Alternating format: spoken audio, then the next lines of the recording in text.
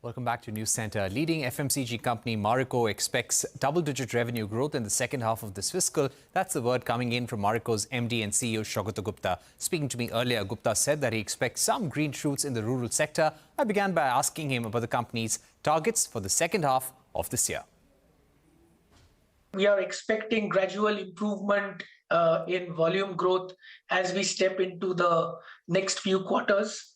Also, the anniversarization of all our price drops are taking place this quarter. So hopefully in terms of the revenue growth will be ahead of volume growth, and we aspire to at least start hitting double-digit revenue growth as we go into the second half. I think there are green shoots in rural. I think the worst is over for rural, and some of the steps which the government has taken, coupled with a more or less satisfactory monsoon, ensures that the rural growth will gradually improve. Inflation is broadly under control, and so therefore, if there are no black swan events, we believe that there would be a slightly better volume growth as we move into the balanced 3 quarters of the year. So any price increases that you're likely to take across the portfolio that could come in? We have taken some price increases in parachute around that. So therefore, which will give us, as I said, this year, a kind of a revenue growth which could be higher than our volume growth. And that's why we are reasonably confident that we should be, getting into double-digit revenue growth in the back half of the year. I don't see any significant price increases as of now, unless there are any black swan events with respect to crude or any other material. But I think things seem to be under control. Right. Speaking about your international business, and it's just not just for Marico, but for other companies as well, the global environment is quite volatile right now, both in India's neighborhood and in the Middle East. How do you see all the developments impacting your international business right now? And could there be some impact in Q2? Look at it, I think, if you look at from COVID, which is 2020, and then Ukraine happened, I believe black swan events are now embedded as a part of risk management. And therefore, we have to be, resilient to face these kind of factors, geopolitical or otherwise, across the globe. I think fortunately for us, we have a very solid, strong international business. If you see, with a track record of significant profitability growth as well as double-digit revenue growth in most of the quarters in the last 3-4 years. And I also believe and we have coped with these kind of ups and downs in most of the businesses. So, and I strongly believe that, that our resilience is pretty high. So as far as the medium-term aspiration of delivering double-digit revenue growth, as far as the international business is concerned, is very much intact. Some of the places where we had issues, I think broadly the businesses have come back on track, and therefore we hardly see any significant impact in this quarter. All right, so you're not seeing any significant impact, and your growth outlook remains intact. In terms of exports, give us a sense of the kind of growth that you are targeting. Any new geographies that you would like to aim at? Most of our operations are, based out of countries. We have factories and overall operations out there. Very little is exported. Whereas obviously we do cater to the Indian diaspora in some of the Western markets where we are not present as an organization. But I must say that our international business is extremely robust. We also, because of our digital brands and some of the new initiatives, I think international business continues to grow. What is also interesting is, I think, because of, there is always a route back to Indian traditional habits like hair oiling is again getting popularity in some parts. In fact, there was a recent article in one of the big Western newspapers about hair oiling as a category. So we are pretty, I think, optimistic about it. Having said that, I think we will restrict ourselves into emerging markets of Asia and Africa, because where we have a right to win, while we will continue to perhaps export some of the some of our products into some of the, whether it's in Far East or whether it's in US and UK and some of the countries of Europe.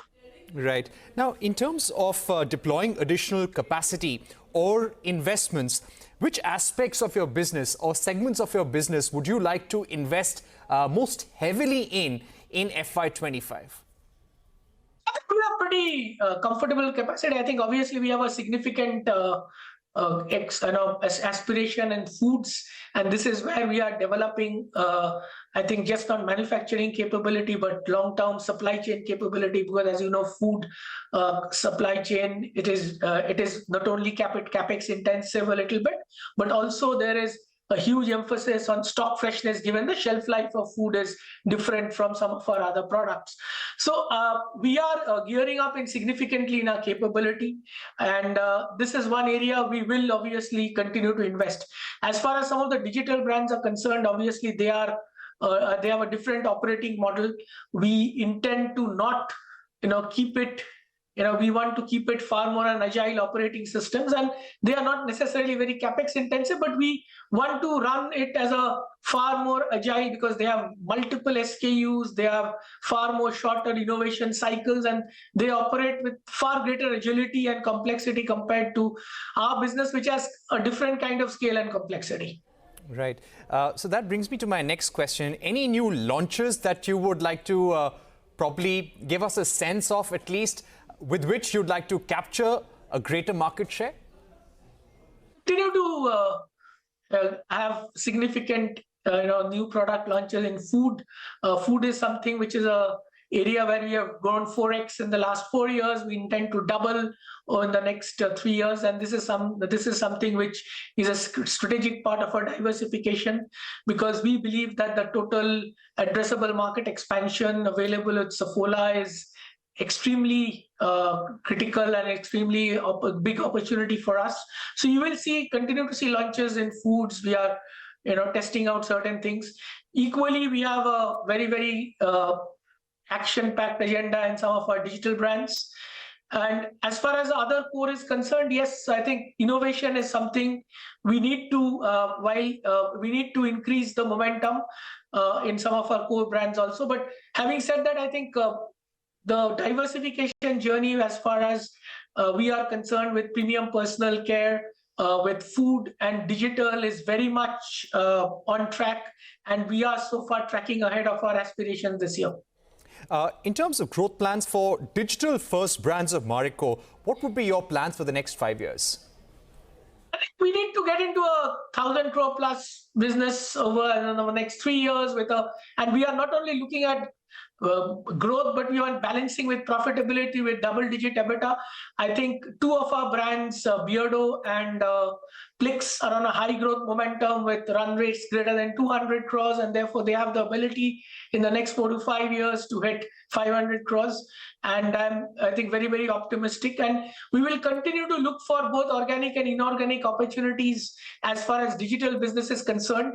3 years, 4 years from now, we would like to be known as not only a very solid FMCG company, but a very, very successful digital consumer company also.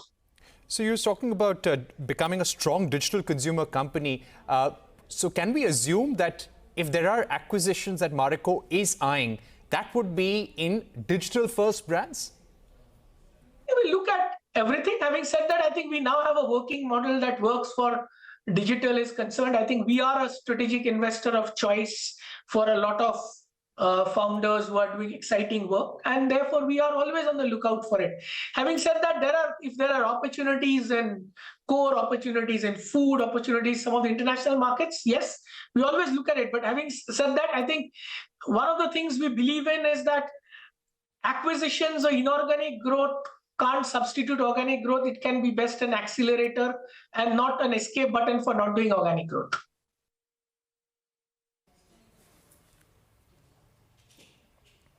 All right, so that was Saugata Gupta, the MD and CEO of Marico, on the company's growth outlook over the next few quarters. With that, it's a wrap on this edition of News Center. More news and updates continue right here.